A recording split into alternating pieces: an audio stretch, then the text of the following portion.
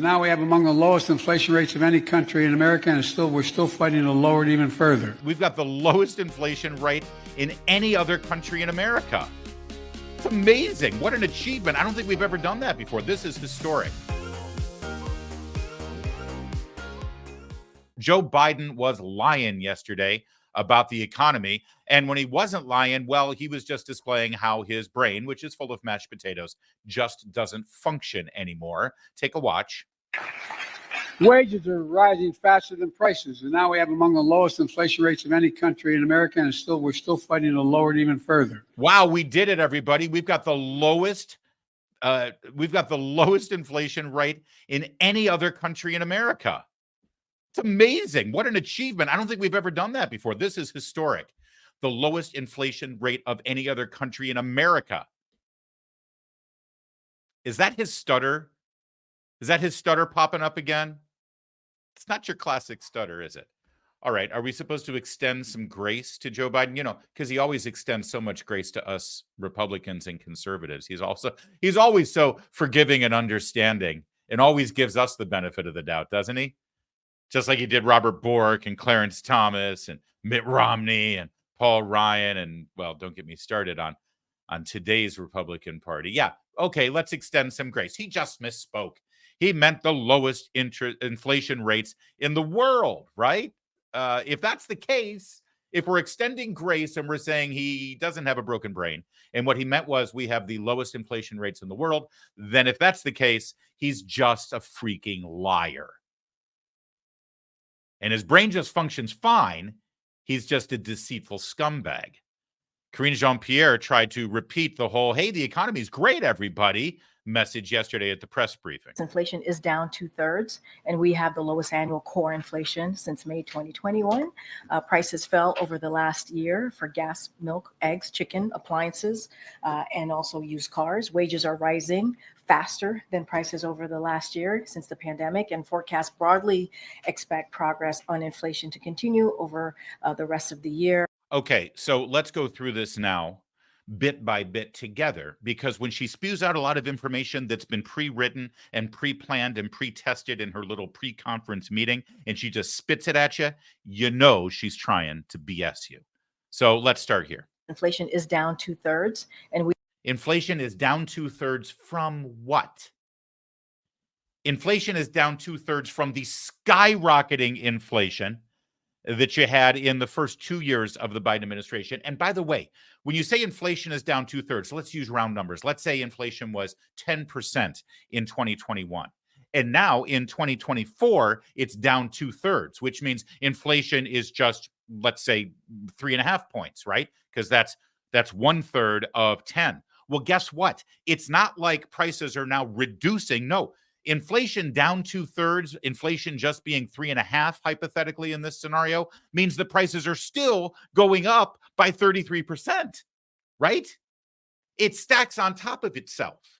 So inflation at 10, and then the next year they cut inflation by 50%. That means inflation by 5. That means over the course of 2 years, you've got 15% inflation. And then if it's down 2/3, well, you're adding another 4 or 5% to the entire thing. It's still stacking up on itself. Prices aren't going down. Prices are continuing to go up. They're just not going up as much, drastically as much as they were in the first year of the Biden administration. And all of this inflation is due to their policies, right? So I'm only 2 seconds into this, and I'm already explaining how she's trying to BS you, but that's just the beginning. We have the lowest annual core inflation since May 2021. Since May 2021. Who was president in May 2021? So they're bragging about how we now have the lowest inflation since our first year of our presidency. What's that to brag about? And by the way, it's still lower inflation. It's not no inflation. It's not the elimination of inflation. It's not the discontinuation of inflation. Prices are still going up. Hey, guys, prices aren't going up nearly as much as they were the first year of our presidency, when back then they were denying they even had high inflation. Remember? Oh, it's just transitory inflation. This is a blip. This isn't happening. All right, so now we're 5 seconds in, and the BS continues. Prices fell over the last year for gas, milk, eggs, chicken, appliances. Prices fell over the last year Well, that means they were too high a year ago, right? Again, you always have to listen to what they're doing and what they're comparing it to. What about inflation compared to the Trump presidency? What about prices compared to the Trump presidency during a different economy? All they're doing is comparing that things aren't nearly as bad as they were under the same president, under the same economic principles. And by the way, that's also a lie. We'll get to that in a minute. And also used cars. Wages are rising faster than prices over the last year since That's a lie. the pandemic, and forecasts broadly expect progress on inflation to continue over the rest of the year. Yeah, they expect it to continue. And part of that is because, well, they put their fingers on the scale there when it comes to economic projections. Now, do you want to really hear how the economy is doing? Do you want to really hear how inflation is in real terms, in terms of you actually sitting at the end of the month and seeing how much money you've got left, if you have any left, after paying your bills? Here's the truth. All right, let's talk about money. We're back with the Fox News Alert. February's Producer Price Index report just came out 6 minutes ago, and it shows wholesale inflation is up by 0.6% from. Now, I'm no mathematician here. I'm no Albert Einstein. I certainly didn't get a degree in math. I actually didn't get a degree in anything, but that's a whole other story. But I'm looking at this number, February Producer Price Index. This tells you how much things cost for people who make stuff in this country. They were estimating that the prices would be up 1/3 of a percentage point, which, by the way, again, that's an increase. That's an increase. Things cost more month to month than they did a month ago for the actual producers, the people who buy stuff in bulk to make things, right? Producer Price Index. So they were already planning on it being up, but instead of 0.3%, it's 0.6%. Now, again, not a math expert, but it looks like it's twice as bad as they estimated. Also, 0.6%, this is 1 month. Multiply that by 12. You've got over 7% an increase if this trend continues throughout the year. And they're trying to tell you how sunny and rosy things are. January, which is more than expected. And year over year, prices for domestic manufacturers are up 1.6%. That's actual. Which is, again, as you look at this, about 50% higher than they estimated it to be. And they even estimated it to be higher. What does this mean to you? Let's ask CNBC. Our February read on the Consumer Price Index headline number expected to be up 0.4% is up 0.4%.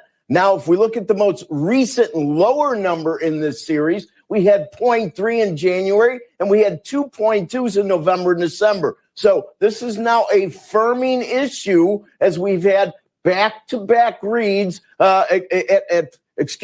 we had up 0.4, now ex-food and energy also up 0.4, 1/10 hotter. So we have back-to-back on headline and core up 0.4%.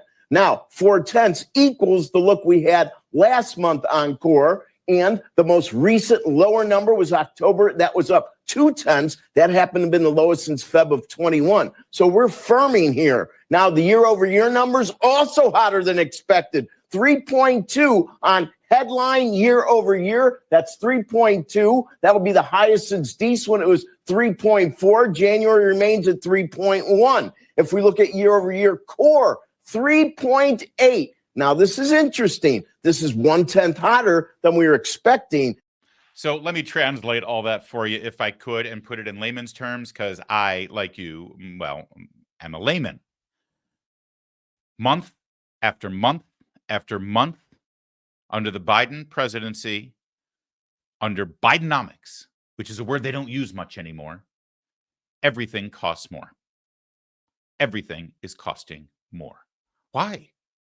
Why? If anything, in an efficient economy, when you automate things and use artificial intelligence and actually start streamlining processes, things should be going down, right? Prices should go down. Things are more efficient.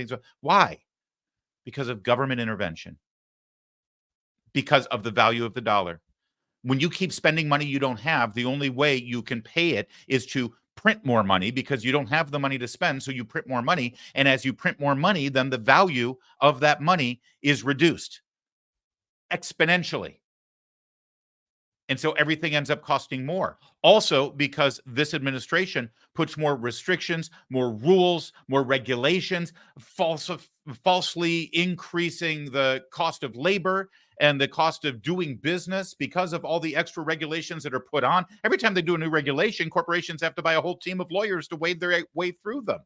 That costs more. Who pays for that? The person who buys the product pays for that. That's not because the market has demanded that prices go up because of supply and demand. No, it's an artificial effect on the economy, not under the laws of supply and demand, but under the laws of the government making you spend more because they just decided to make you spend more. That's how inflation happens.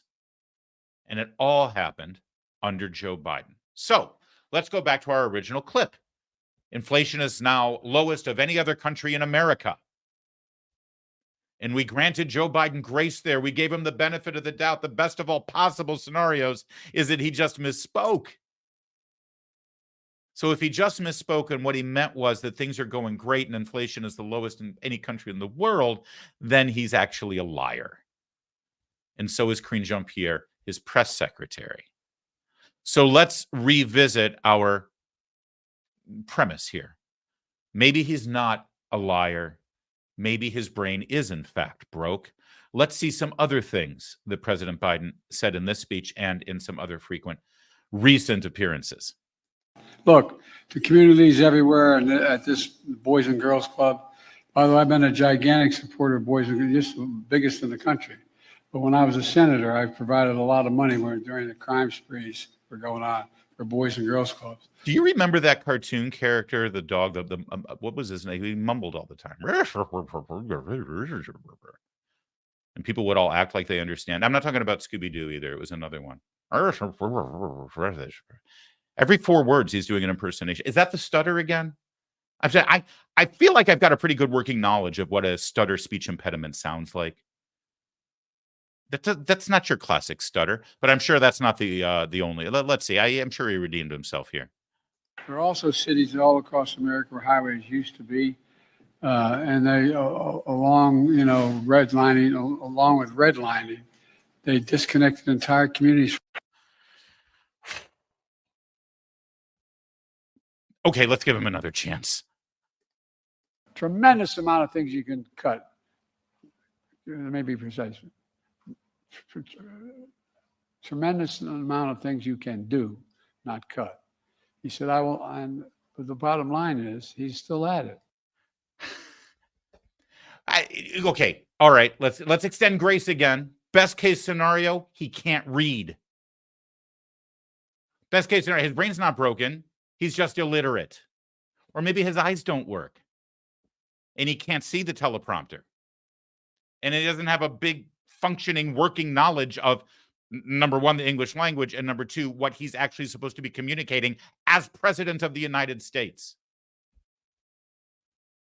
You know, Bill Clinton, say what you will about Bill Clinton, and there's plenty to say about Bill Clinton. But famously, in the 90s, he was in the middle of a State of the Union address and the teleprompter broke. And he was able to deliver that speech, just like I'm able to deliver this program every day to you, without a teleprompter, without a script, without notes, because he has a good functioning understanding of the topics at hand. This guy doesn't. Joe Biden, could you go and speak for 30 minutes in front of this group about the economy? The answer is no, he can't. Donald Trump, yes, also appears with a teleprompter, and we've all seen what happens. The half of his speech ends up being what was written on the teleprompter. The other half is just Trump talking about whatever Trump wants to talk about. This guy is incapable of doing that. All right. One more, because again, I'm in the mood. It's Lent. It's almost Easter. I want to be charitable. I want to extend as much charity as possible, for God's sake, right? I don't want to be led by a lying, incompetent, illiterate moron with a brain that doesn't function. Do you? All right, let's give him one more chance here.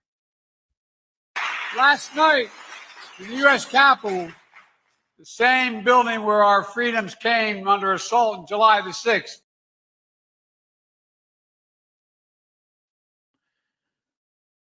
Did something happen on July the 6th that I should know about?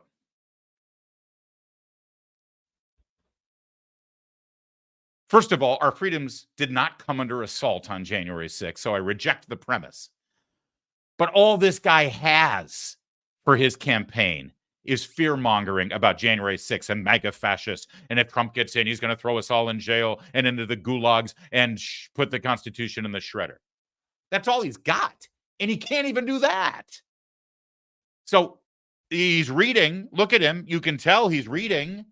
So he just saw the word January, and his non-functioning brain translated it to July. Well, you know, all those months that start with J are the same. So the economy is terrible. They're constantly lying about it. The facts about the economy are easy to prove, and the president does not have a functioning brain. Which brings us to my colleague Kurt Schlichter's brilliant column at Town Hall today. Republicans should consider the innovative strategy of not screwing this up. Seriously, I mean, everything is set perfectly for a freaking landslide. All we have to do is not screw it up. I know you already like Kurt's columns, but if you haven't seen today's, get over there at townhall.com and read it. By the way, the one saving grace here for the Democrats is that if Joe Biden is not capable of reading a teleprompter or speaking in any way without showing that his mashed potato brains don't work, well, they can always trot out Kamala Harris to stump for them. Let's see what Kamala Harris has in mind. And that is not all. If he is reelected, the former president has openly said he intends to weaponize the Department of Justice against his enemies. Oh my gosh, that would be that's an effective talking point right there. Seriously.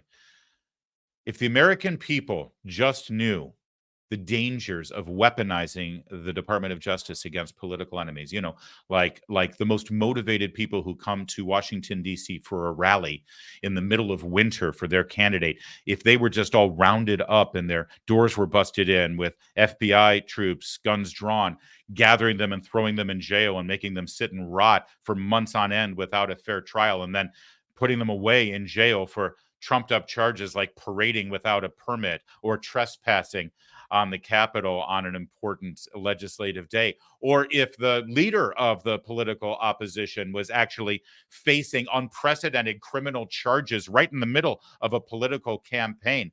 This would all be very, very horrible and awful. Or what about if the FBI and the Justice Department was weaponized in such a way that they surreptitiously worked with social media companies to silence and censor people who were expressing political opinions that didn't fit with the president in the White House at that time? That would be outrageous. That would be incredibly dangerous. If the voters only knew that that was a possibility, they would absolutely vote Joe Biden out of power, because that's exactly what these people have done. Come on, Republicans, just don't screw this up.